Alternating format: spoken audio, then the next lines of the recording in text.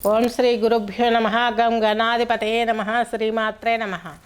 శ్రీ తులసి channel నుండి శ్రీ తులసిని మాట్లాడుతున్నాను. ముందుగా మనము ఈరోజు మాసాంతం, సంవత్సరాంతం మాసాంతం అంటే 2025 ఎండింగ్ డిసెంబర్ 2 పక్షం అంటే 16 నుండి 31 వరకు జరుగు పక్ష ఫలితాలు ద్వాదశ రాశులవి చెప్పుకోబోతున్నాం.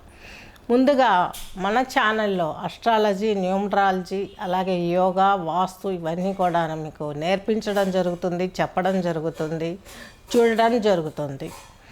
వీటిల్లో ఇంట్రెస్ట్ ఉన్న వాళ్ళు ఏదైనా యోగా సెంటర్స్ కావచ్చు, అస్ట్రాలజీ సెంటర్స్ వాళ్ళు కావచ్చు, మా సిలబస్ ఇస్తాము. అది అందులో మీరు ఆ యొక్క చదివి పరీక్ష రాసిన వాళ్ళకు సర్టిఫికేట్ కూడా, గవర్నమెంట్ క్వాలిఫికేషన్ సర్టిఫికేట్ కూడా మీకు ప్రొవైడ్ చేయడం జరుగుతుంది. నెక్స్ట్ వచ్చేసి మనము మేషరాశిలోకి వెళ్ళినట్లయితే అశ్వని నక్షత్రం 4 పాదాలు, భరణి నక్షత్రం 4 పాదాలు, కృతికా నక్షత్రం 1 పాదం కలిపి మనకు మేషరాశి, మేషలగ్నం కిందికి వర్తిస్తుంది. ఇక్కడ మనం తీసుకున్నట్లయితే గురువు వచ్చేసి 3వ ఇంట్లో ఉన్నారు ఈ యొక్క మేషరాశి వారికి. ఈయన వచ్చేసి మేషరాశి వారికి భాగ్యాధిపతి, వ్యయాధిపతి, 3లో పెద్దగా యోగించరు. తీర్థయాత్రలలో విఘ్నాలు, అలాగే విలువిద్యలలోనూ, అలాగే న్యాయవాద వృత్తులలో ఉన్నవారికి కూడా కొన్ని అవరోధాలు ఏర్పడే అవకాశాలు కనిపిస్తున్నాయి. నెక్స్ట్ వచ్చేసి వ్యయం. వేస్తారంటే మీరు చేసే ఖర్చు ఏదో ఒక ఇదికి ఉపయోగపడుతుంది అనుకొని మీరు పర్పస్కి పెట్టుకుంటే 3వ స్థానంలో ఉన్నాడు కాబట్టి గురువు మీకు పెద్దగా ఆపర్చునిటీ రాదు. కాకపోతే పెద్దల అండదండలతో మీకు కొన్ని సక్సెస్ అనేది మాసాంతంలో అందుకునే అవకాశం చాలా స్పష్టంగా గోచరిస్తుంది. నెక్స్ట్ శని భగవంతుడు మీకు వ్యయంలో ఉన్నాడు. ఈయన వచ్చేసి మీకు 10th house planet, 11th house planet వ్యయంలో ఉన్నాడు. జాబ్లో ప్రయాసాలు ఎక్కువ ఉంటాయి, లాభాలు తక్కువగా ఉంటాయి. అలాగే వాయు సంబంధమైనటువంటి విద్యలలోనూ, టెక్నికల్ రంగాలలోనూ ప్రవేశం దొరుకుతుంది. రాజకీయ రంగాలలో ఉన్న వారికి కొంత బ్యాలెన్స్ తప్పే అవకాశాలు కనిపిస్తున్నాయి.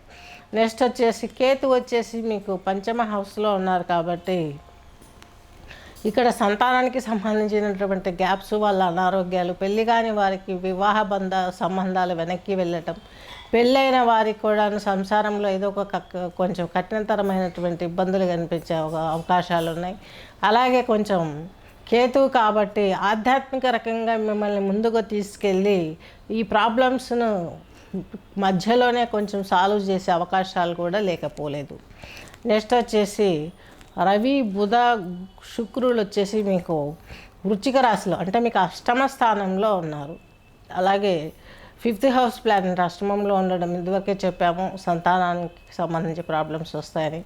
2nd హౌస్ ప్లానెట్ అయినటువంటి శుక్రుడు, సప్తమాధిపతి అయినటువంటి శుక్రుడు మీకు అష్టమంలో ఉన్నారు. ఇది చాలా బాగుంటుంది, ఎక్సలెంట్ పీరియడ్స్. ఈయన 2వ ఇంటిని చూస్తున్నారు. కుటుంబంలో ఉన్న ప్రాబ్లమ్స్ మీరు ఈజీగా సాల్వ్ చేసుకోవడానికి ఉపయోగపడుతుంది. మీ భర్త గారి చాకచక్యం కావచ్చు, భార్య వల్ల కావచ్చు, మీకు ఈ ప్రాబ్లమ్స్ అన్నీ సాల్వ్ చేసుకొని స్త్రీల మూలకంగా మీకు కొంచెం మంచి జరిగే అవకాశం ప్రకాశిస్తుంది. అట్ ది సేమ్ టైం మీకు 6న రవి ధనుస్సులోకి, 16వ తేదీన ధనుస్సులోకి వెళ్ళిపోతున్నాడు రవి.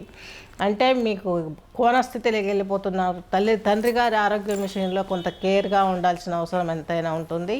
అలాగే ఈ యొక్క 20వ తేదీ శుక్రుడు మరలా మీకు ధనుస్సులోకి వెళ్ళిపోతున్నాడు. అంటే ఇక్కడ ఈయన మీకు భాగ్యం లేక వస్తున్నాడు.